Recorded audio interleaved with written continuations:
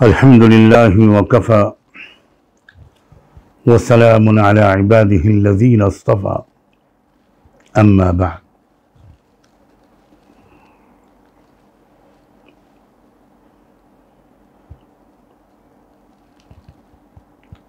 اللہ تعالیٰ کا بےحد احسان ہے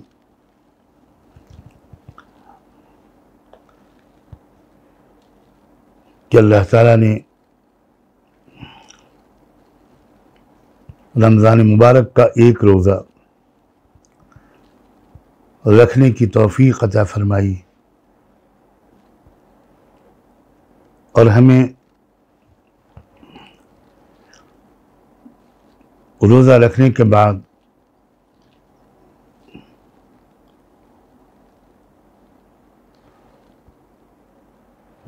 تراویح اور قیام اللیل میں اپنے کلام کو پڑھنے اور سننے کی بھی توفیق عطا فرمائی.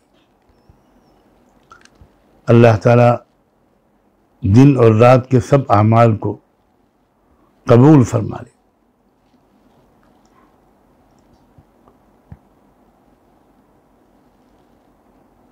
آج کی نشست میں بھی انشاءاللہ خاص طور پر نوجوان علماء سے گفتگو کا جو سلسلہ کل شروع ہوا تھا اسی سلسلے کو آج آگے بڑھانے کا ارادہ ہے. باتیں تو اتنی ہیں کہ صرف علماء سے ہی ضروری باتیں اگر عرض کی جائیں تو پورے مہینے کے بیانات بھی شاید کافی نہ ہو پائیں.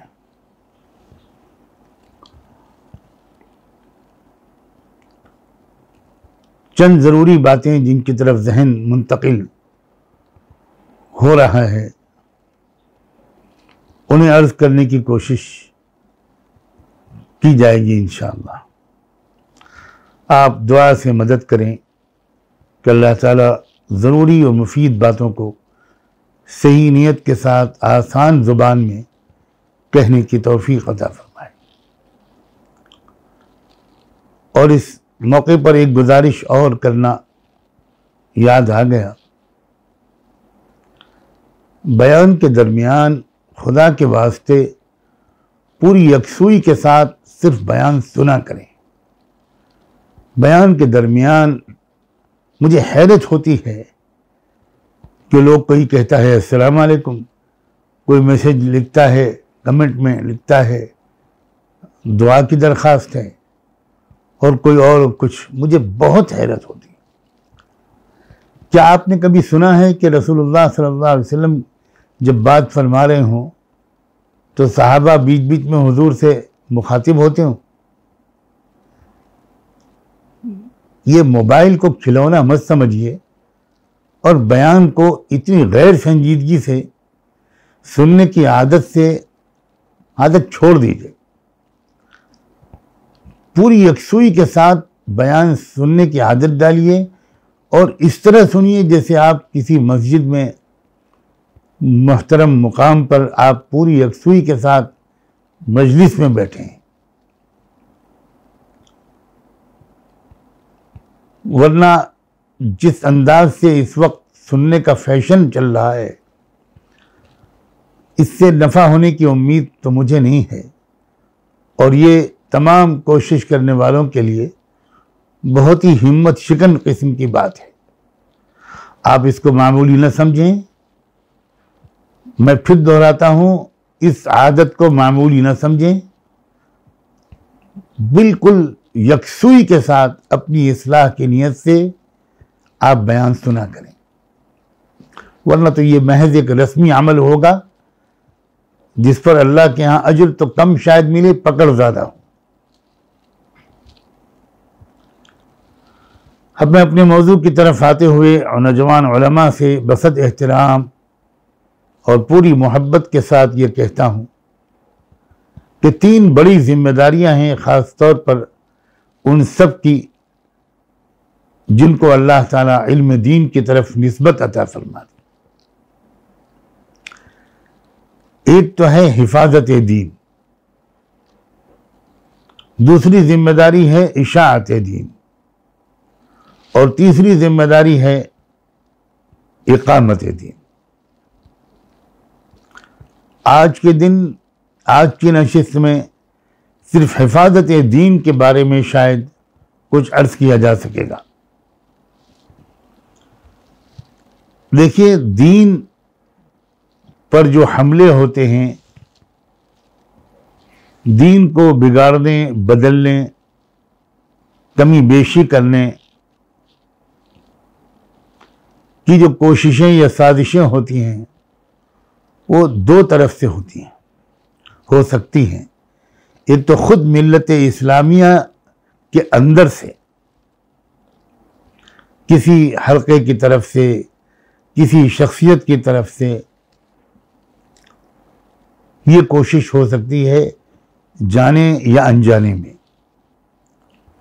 کوئی ایسا خیال، دین کی کوئی ایسی تشریح پیش کی جائے جس سے دین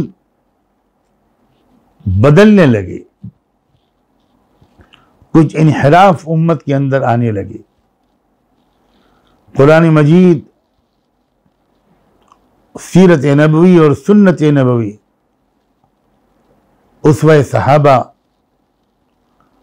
اور اسلاف کا جو فہم تھا، جو مسلسل اور متواتر چلا آ رہا ہے، اس سے ہٹ کر دین کی کوئی نئی تشریح کی جانے لگے، کوئی اضافہ کیا جانے لگے دین میں،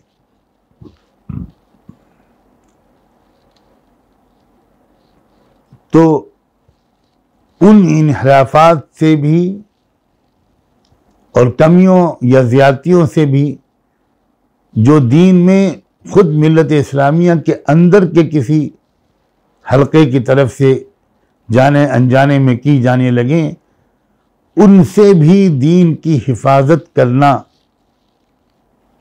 یہ علماء کی اولین ذمہ داری ہے، اور اس کے لیے دین کی گہری سمجھ درکار ہے۔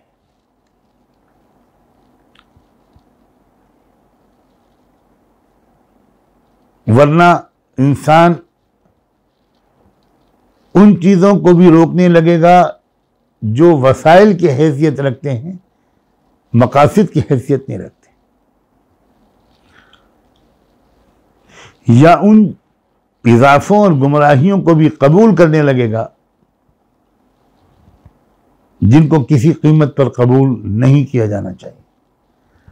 تو ایک تو ضروری ہے دین کی گہری سمجھ، اور دوسری ضرورت ہے اس بات کی کہ انسان کو گرد و پیش پر، اپنے زمانے کے حالات پر اور افکار و خیالات پر گہری نظر ہو۔ دین کی گہری سمجھ کے ساتھ انسان کو اپنے زمانے میں پیش کیے جانے والے خیالات، افکار، تعبیرات، ان پر بھی اس کی گہری نظر ہو۔ مختلف حلقوں کی طرف سے مختلف دینی موضوعات پر جو کچھ کہا جاتا ہے، جس طرح کہا جاتا ہے، اس سے گہری واقفیت ہو۔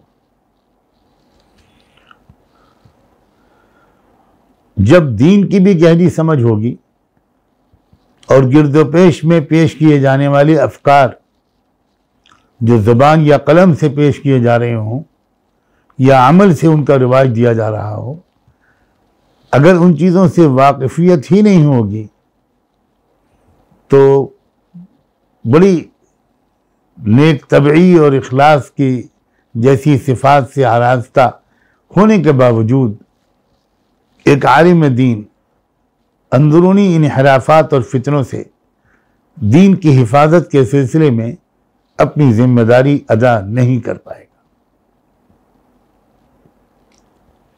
دوسرے، دین پر جو حملے ہوتے ہیں یا دین کو بگاڑنے کی، بدلنے کی، اس کے اندر کمی یا اضافہ کرنے کی جو سازشیں بیرون سے ہوتی ہیں، یعنی امت مسلمہ کے باہر سے کسی غیر مسلم طاقت یا طبقے کی طرف سے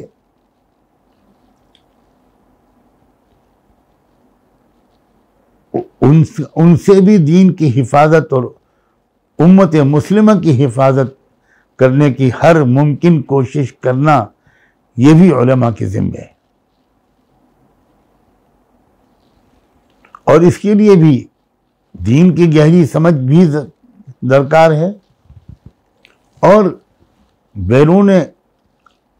بیرونی محاذ کی طرف سے جو سازشیں وقتاً فوقتاً کی جاتی رہتی ہیں ان سے بھی واقف رہنا، ان پر بھی نظر رہنا ضروری ہے. ورنہ تمام تر اخلاص اور تقوی کے باوجود اگر علماء کی نظر اسلام پر ہونے والے خارجی حملوں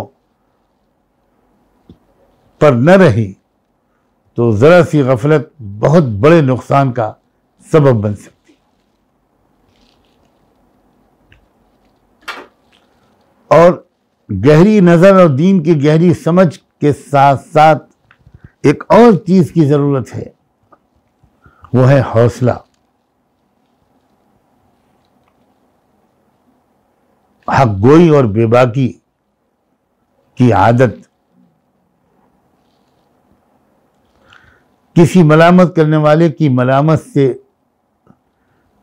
نہ ڈرنا، اور صراحت کے ساتھ اگرچہ پوری حکمت اور عقل مندی اور دانش مندی کے ساتھ حق کو پیش کرنا، اور اندرونی یا بیرونی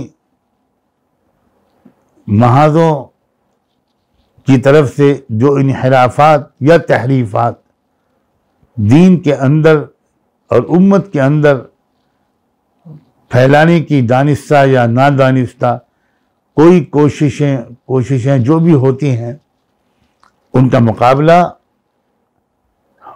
عزم و حوصلے کے ساتھ بھی اور حکمت اور دانش مندی کے ساتھ.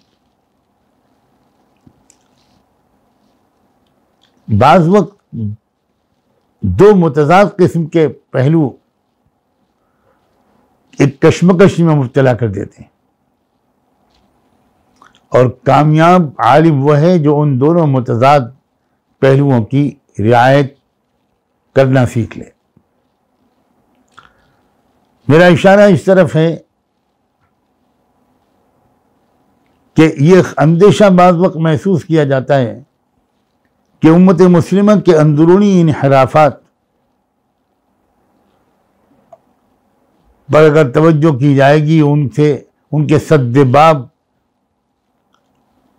کی کوشش اگر کی جائے گی، تو اس سے امت مسلمہ کے اندرون میں مختلف مکاتب فکر کے درمیان فاصلے بڑھ جائیں گے، اتحاد میں کمی ہو جائے گی. اس لیے بہتر سمجھا جانے لگتا ہے بعض وقت کہ سکوت اختیار کیا جائے، اور کوئی بات اگر بالکل غلط ہو، خلاف شرع بھی ہو، تو اس کو بھی چلنے دیا جائے. اس اندیشے سے بچنے کے لیے کہ اگر ہم نے ان چیزوں پر روک ٹوک کی تو آپس کا اختلاف بڑھ جائے گا.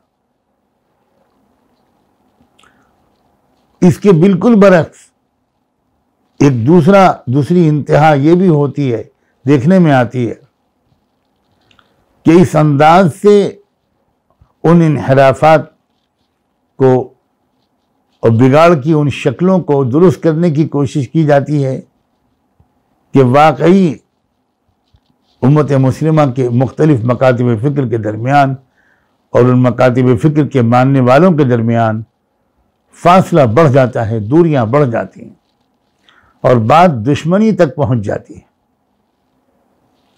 اور زیادہ بڑے مسائل کی طرف سے توجہ ہٹ جاتی ہے.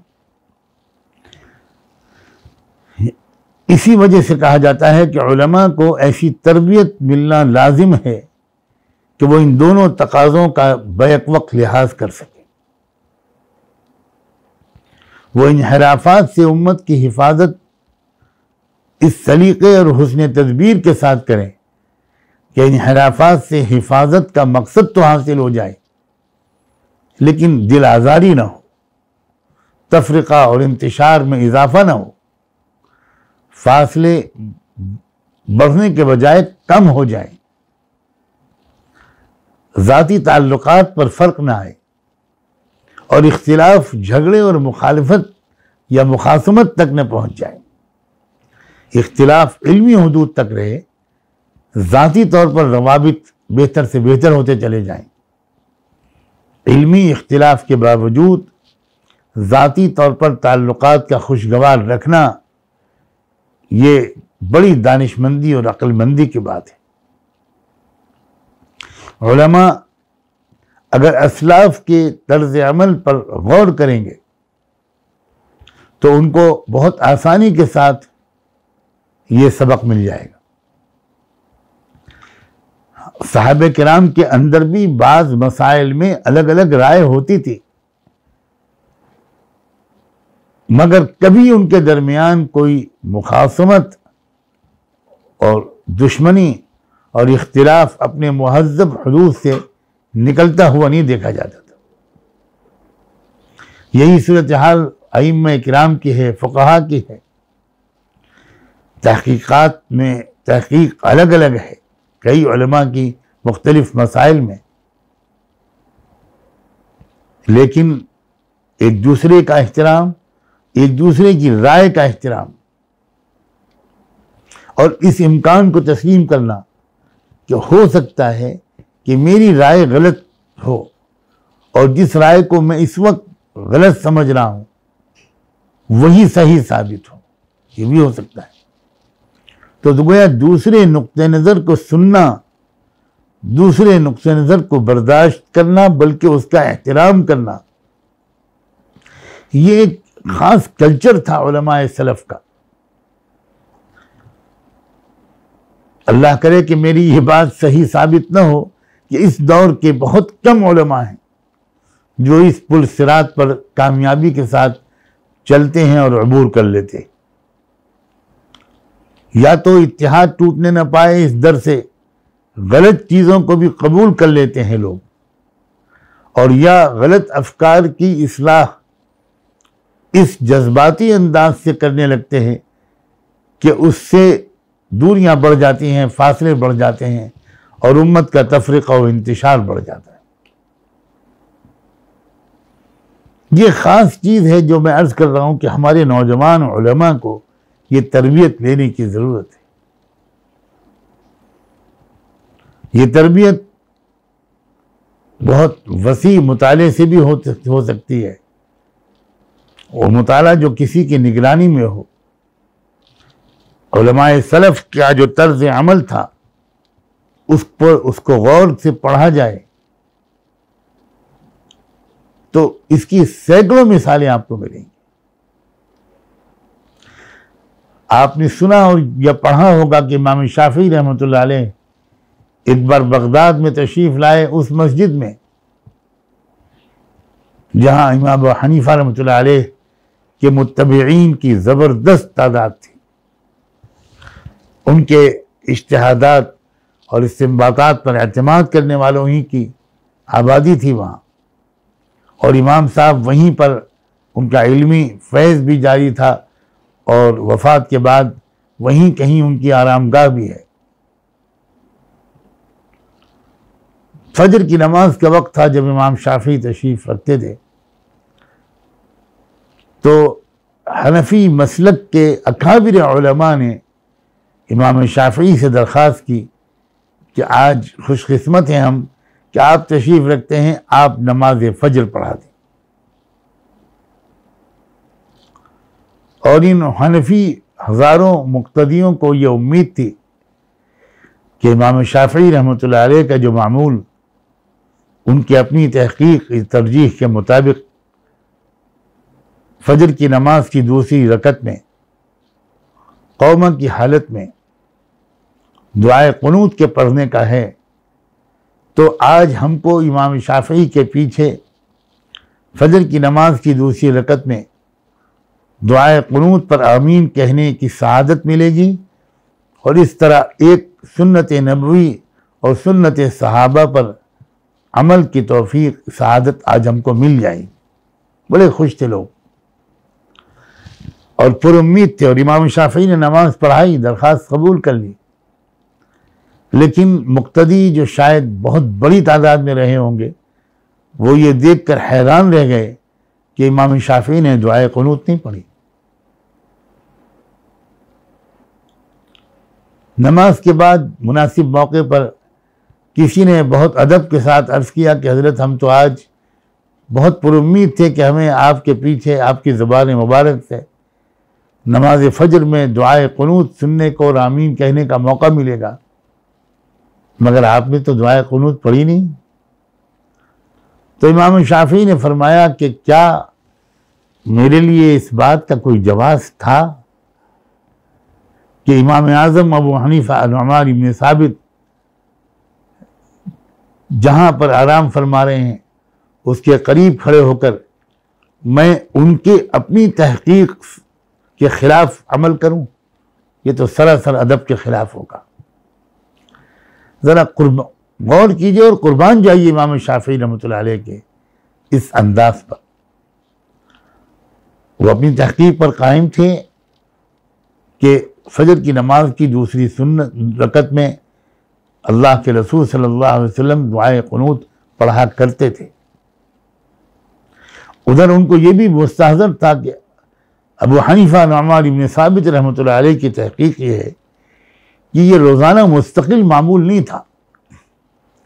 کسی خاص جنگ یا کوئی مصیبت یا کوئی آزمائش جب ہوتی تھی تب آپ فجر کی نماز کی دوسری رکعت میں قوما کی حالت میں قنوت نازلہ پڑھا کرتے تھے. یہ روزمرہ نارمل حالات میں پڑھنے کا معمول نہیں تھا. تو ظاہر ہے کہ امام شافعی کے نزدیک دوسری رکعت میں فجر کی قنوت کا پڑھنا واجب نہیں تھا, اور امام ابو حنیفہ رحمۃ اللہ علیہ کے نزدیک فجر کی نماز کی دوسری رکعت میں قنوت کا پڑھنا مکروہ یا نامناسب نہیں تھا. افضل و غیر افضل کی بات ہے. امام شافعی نے امام ابو حنیفہ رحمۃ اللہ علیہ کا حق سمجھتے ہوئے اور ان کے ادب کا تقاضا سمجھتے ہوئے اپنی مستقل جو عادت تھی یا معمول تھا یا تحقیق تھی اس سے تھوڑا سا الگ ہٹ کر اس دن طرز عمل اپنایا. یہ ایک مثال ہے مختلف نقطہ نظر کے احترام کی. اس زمانے کے علماء کو یہ طریقہ سیکھنے کی بہت ضرورت ہے. ہم میں سے ہر شخص ایک خاص حلقے میں پلا بڑھا ہے, ایک خاص نقطہ نظر کی باتیں ہمارے کانوں میں پڑی ہیں, ہم نے اسی قسم کی کتابوں کو پڑھا, درس کے دوران اسی مکتب فکر کے نقطہ نظر کو ہم نے مدلل طور پر سمجھا, اور کہیں نہ کہیں ہمارے لاشعور میں یہ بات بیٹھ گئی کہ اس کے سوا سب غلط ہے. یہ جن علماء کا یہ نقطہ نظر بن جاتا ہے کہ میں نے اپنے اساتذہ سے جو پڑھا ہے اس کے سوا سب غلط ہے, تو اس سے دائرہ بہت محدود ہو جاتا ہے. اس انسان کی علمی برادری بہت سکڑ جاتی ہے. حالانکہ دائرہ اتنا زیادہ تنگ نہیں ہے, ملت اسلامیہ کا دائرہ بہت وسیع ہے, اور افکار میں اسلام کی تشریح جزوی طور پر جزیات کی تشریح میں اور تعبیرات میں ایک تھوڑا تھوڑا تنوع اس کی گنجائش موجود ہے.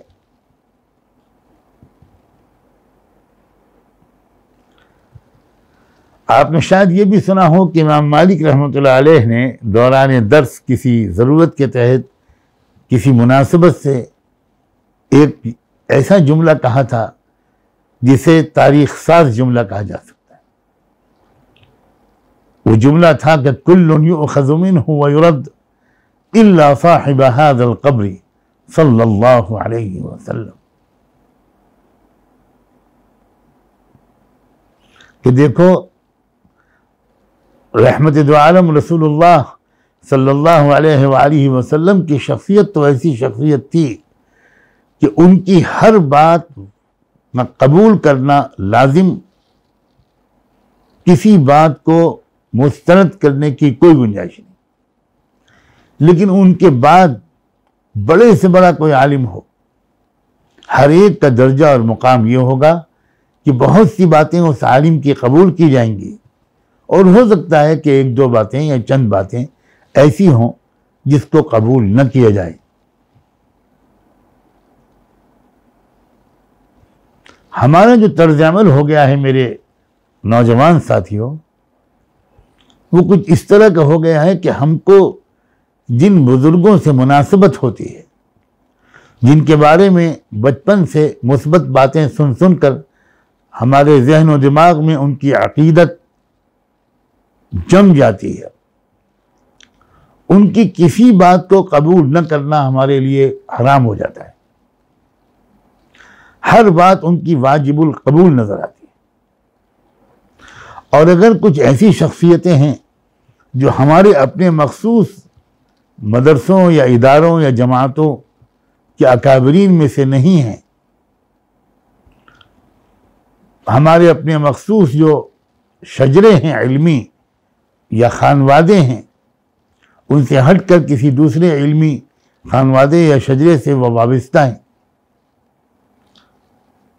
اور ہمیں ان کی ایک دو باتوں سے ہم نے سنا ہے کہ ہمارے علماء کو اتفاق نہیں تھا، تو ایک دو باتوں کی وجہ سے ان کی پوری شخصیت کو ہم مسترد کر دیتے ہیں۔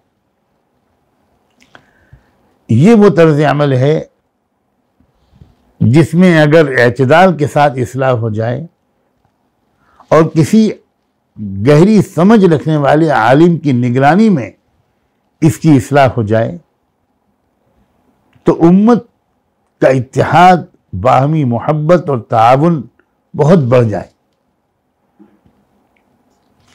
آپس کے اختلافات کا دائرہ سمٹ جائے، جس کی موجودہ حالات میں عرصے سے بہت شدید ضرورت ہے۔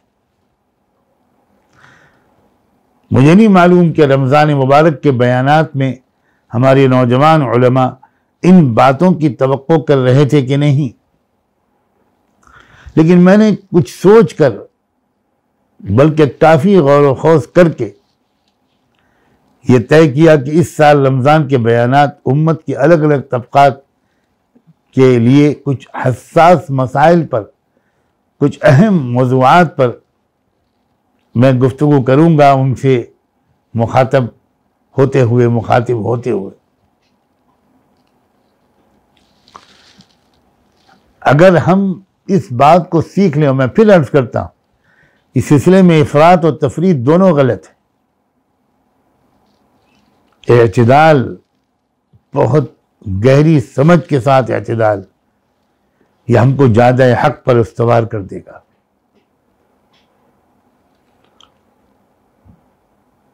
میری ان معروضات کا مطلب یہ بالکل نہیں ہے کہ ہر غیرے کی باتوں کو قبول کر لیا جائے یا غلط بات کو بھی بالکل پھیلنے دیا جائے۔ میں جو کچھ عرض کرنا چاہتا ہوں وہ صرف یہ ہے کہ امت کے اندر مختلف حلقوں میں خیر موجود ہے۔ کسی حلقے کے درمیان صرف کلی طور پر خیر موجود ہو اور خیر کا کوئی حصہ اس سے چھوٹا ہوا نہ ہو، اور دوسرے حلقوں کے پاس شر ہی شر ہو، گمراہی ہی گمراہی ہو، ایسا نہیں ہے۔ امت کے مختلف حلقوں میں خیر تقسیم ہو گیا ہے۔ اللہ تعالیٰ نے تو قرآن مجید میں یہود و نصارہ تک کے بارے میں بھی یہ کہہ دیا کہ کل حزب بما لدیہم فرحون، کہ ان لوگوں کا حال یہ ہے کہ ان میں کا ہر گروہ اس علمی سرمایے سے بالکل مطمئن ہے، دین کے نام پر اس کے پاس جو کچھ موجود ہے اس کے بارے میں اس کا خیال یہ ہے کہ یہ سب کچھ ہے جو ہمارے پاس ہے، پورا حق ہمارے پاس ہے، اور اس وجہ سے جو کچھ بھی ان کے پاس علمی دینی سرمایہ ہے اس پر وہ بڑے خوش ہیں، فرحون۔ اس کا مطلب یہ ہوا کہ قرآن مجید اس بات کا اعتراف کر رہا ہے کہ ان کے پاس کچھ نہ کچھ ہے۔ ان کی غلطی یہ نہیں ہے کہ ان کے پاس کچھ بھی نہیں ہے، ان کی غلطی یہ ہے کہ جو کچھ ان کے پاس ہے اس کو وہ کچھ کے بجائے کل سمجھے ہوئے ہیں، اور یہ سمجھتے ہیں کہ دوسروں کے پاس کچھ بھی نہیں ہے۔ وقالت الیہود لیست النصارى علی شیء۔ یہ جو آج سورہ بقرہ آپ نے سنی ہے، کل سنی اور آج بھی شاید سورہ بقرہ ہی بہت جگہ پر اس کو مکمل کیا گیا ہوگا، تو سورہ بقرہ سچی بات یہ ہے کہ کوئی طالب علم کہہ سکتا ہے کہ پوری سورہ بقرہ کی اکثر آیات علماء کی اصلاح کے نصاب پر مشتمل ہے۔ یہودیوں کی گمراہی جہالت نہیں تھی، قرآن مجید نے ایک جگہ پر بھی یہودیوں پر جہالت کا، جہل کا الزام نہیں لگایا ہے۔ بہت زیادہ وقت ہو جائے گا، ورنہ آج اگر کسی مسجد میں ایک پارہ آپ نے سنا، کہیں 2 پارے سنے، تو سورہ بقرہ کی جو حصہ آپ نے سنا اس میں جگہ جگہ پر وہ آیات آئی ہیں جن کی اگر میں تشریح کروں تو آپ کی سمجھ میں پوری طرح آ جائے گا کہ یہ تو ہم علماء کے اندر کی کمزوریاں ہیں جو یہودیوں کے اندر تھیں، جن کی اصلاح پر مشتمل ہے، خاص طور پر سورہ بقرہ، جن کی گمراہیوں کے تذکرے پر اور ان کو اصلاح کی محبت بھری پکار پر مشتمل ہے سورہ بقرہ۔ آپ ذرا ان آیتوں پر غور کیجئے جو آج آپ نے ضرور کل سنی ہوں گی۔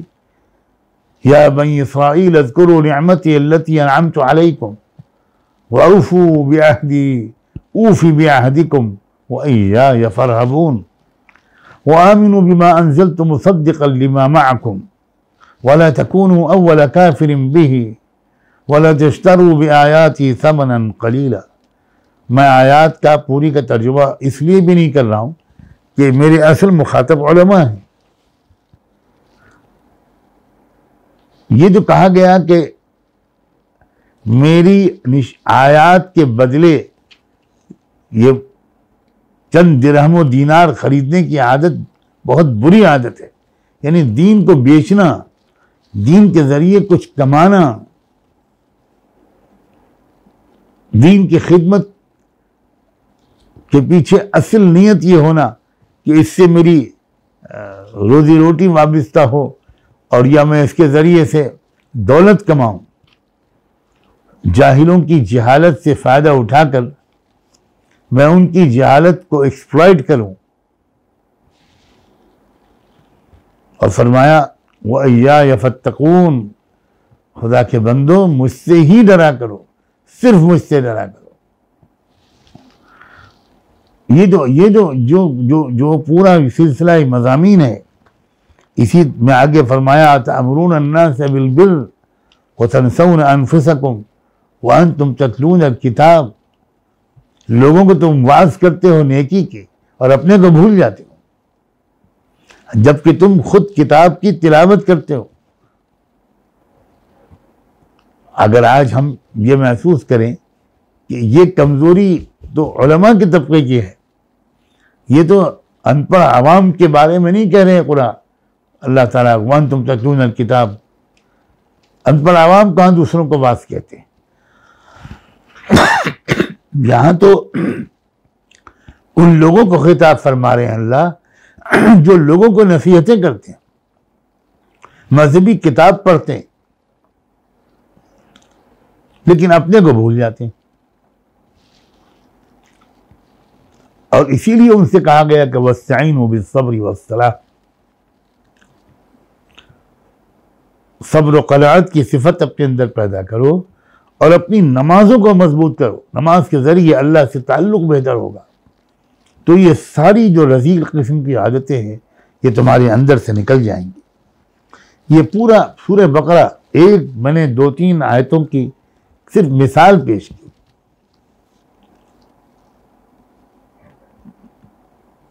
علماء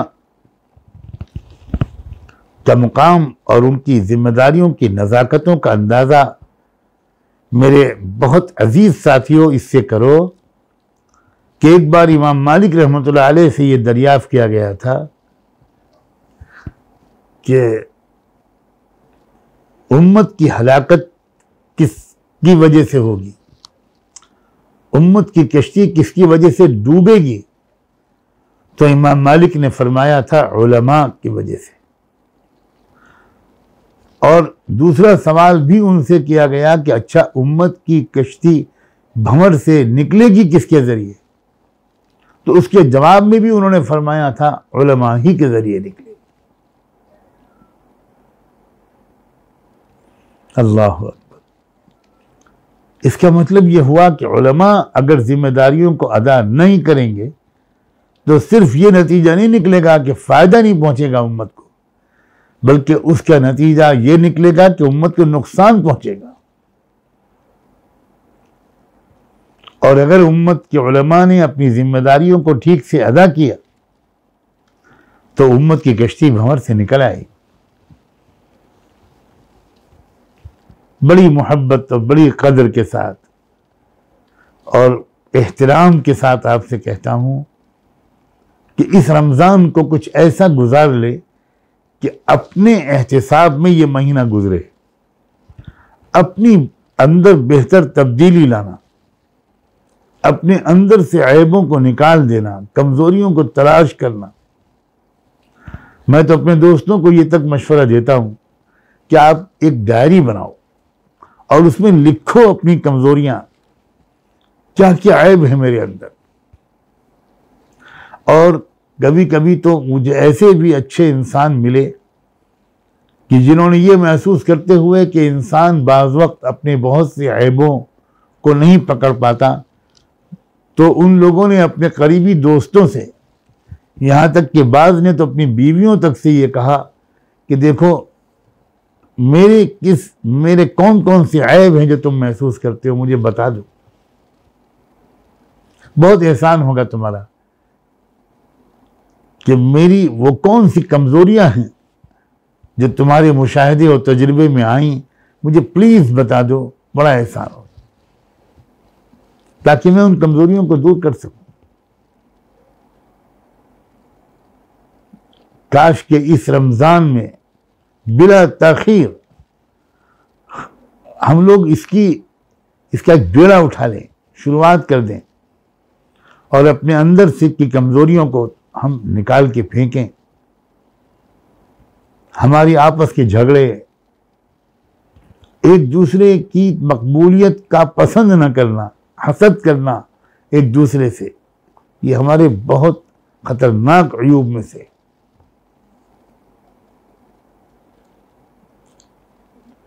چھوٹے چھوٹے گروپوں میں، چھوٹے چھوٹے حلقوں میں ہمارا تقسیم در تقسیم ہوتے چلے جانا، اس سے امت کی وحدت پارا پارا ہو رہی، اور ہماری توانائی اور انرجی آپس کے جھگڑوں میں ضائع ہو جاتی۔ ہمیں کفر اور ظلم کی طاقتوں کے مقابلے کا نہ موقع ملتا ہے، نہ ادھر توجہ جاتی ہے، اور وہ میدان ہم نے کھلا چھوڑ دیا ہے، جس کی وجہ سے کفر اور ظلم کی طاقتیں دندناتی ہوئی آگے بڑھتی چلی جا رہی۔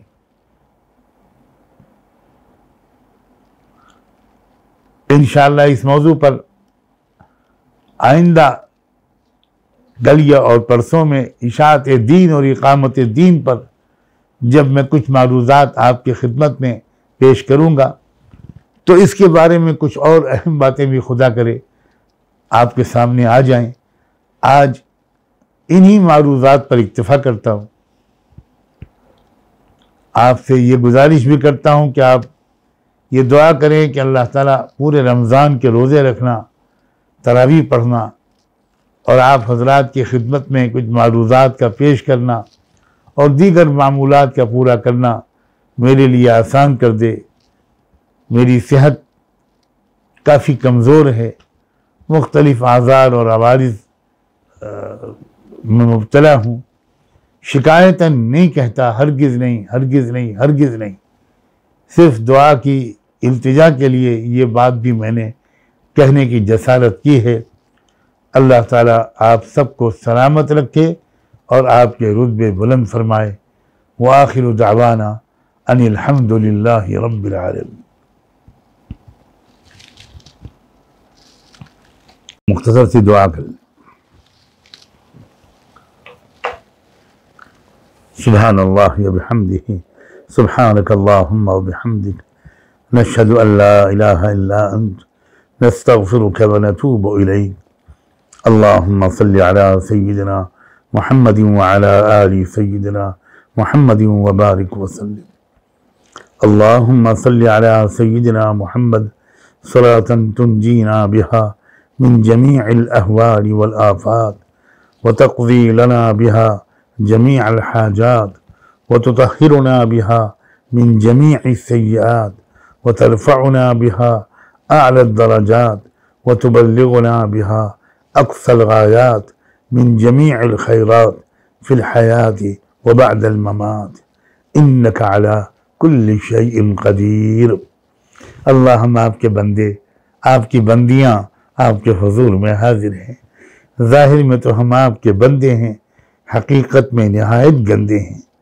اے رب کریم، آپ کا لاکھ لاکھ کرم و احسان کہ آپ نے ایک بار پھر ماہ رمضان عطا فرما دیا۔ اے اللہ، سینکڑوں اور ہزاروں لوگ تھے جو گزشتہ سال موجود تھے رمضان میں، لیکن اس سال کے درمیان آپ کے حضور میں حاضر ہو گئے۔ اس سال تو وبائی بیماری کی وجہ سے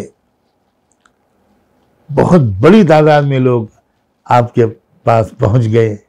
اللہ، آپ نے ہم کو موقع دے دیا، ایک رمضان شاید اور پورا مل جائے۔ اللہ، رمضان کے خاص تحفے مغفرت اور تقوی عطا فرما دی، اور اچھے سے اچھے انداز سے اللہ ماہ مبارک کے دن اور راتوں کا ایک ایک لمحہ گزارنے کی توفیق عطا فرما۔ اے اللہ، ہمیں خوب دعا مانگنے کی توفیق عطا فرما، نفلیں پڑھنے کی، تلاوت کرنے کی، ذکر کرنے کی، اور اللہ خدمت کرنے کی، آپ کے مخلوق کی خدمت کرنے کی توفیق عطا فرما۔ اے اللہ، بڑی سخاوت کے ساتھ آپ کی دی ہوئی نعمتوں میں سے اللہ تقسیم کرنے کی، اور آپ کے بندوں اور بندیوں تک پہنچانے کی، اور ان کا احسان ماننے کی ہم کو توفیق عطا فرما۔ اے اللہ، کھانے کھلانے کی توفیق عطا فرما۔ اے اللہ، مختلف اور خدمت کے طریقوں سے خدمت کرنے کی، اپنی مخلوق کی خدمت کی توفیق عطا فرما۔ اے رب کریم، اے اللہ، ہمارے اب تک کی خطاؤں کو معاف فرما، گناہوں کو معاف فرما۔ اے اللہ، ہم سے راضی ہو جائیے۔ اے اللہ، ہمیں جنت عطا فرما۔ اللہ، ہمیں ہماری مغفرت کا فیصلہ فرما۔ اے اللہ، ہمیں اپنے عذاب سے بچا لینے کا فیصلہ فرما۔